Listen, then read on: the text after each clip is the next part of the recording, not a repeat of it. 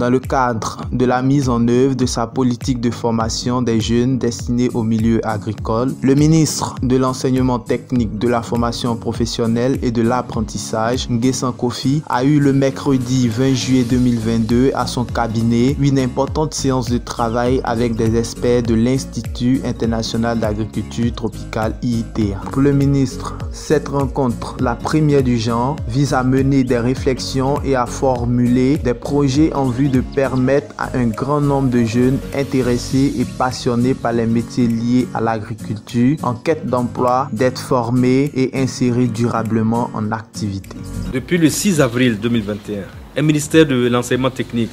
de la formation professionnelle et de l'apprentissage a été créé en vue de traduire dans les faits la vision du président de la République, son Excellence M. Alassane Ouattara, qui est de former les jeunes au métier afin que ceux-ci puissent avoir une insertion professionnelle aisée ou s'auto-employer. Le secteur agricole apparaît comme un bassin d'emploi qui, judicieusement exploité,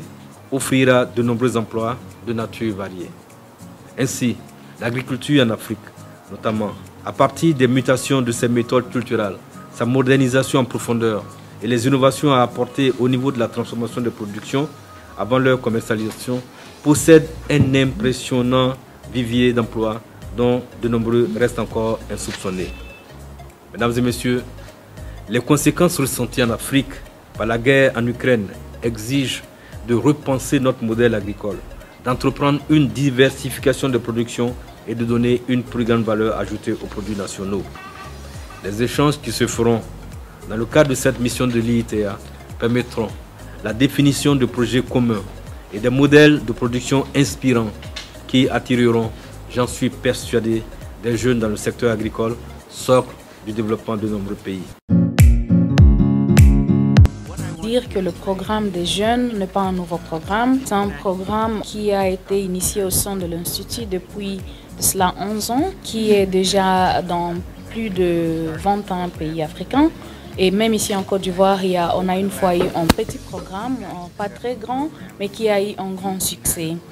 J'aimerais bien dire que l'agriculture n'est pas seulement limitée aux travaux de champs, mais il y a plusieurs opportunités dans les secteurs agricoles au long de la chaîne de valeur. Il y a certainement des opportunités pour les jeunes et on n'aimerait certainement pas que les jeunes comprennent l'agriculture comme leurs grands-parents ont compris l'agriculture et que nécessairement l'image de la pauvreté associée à l'agriculture soit changée.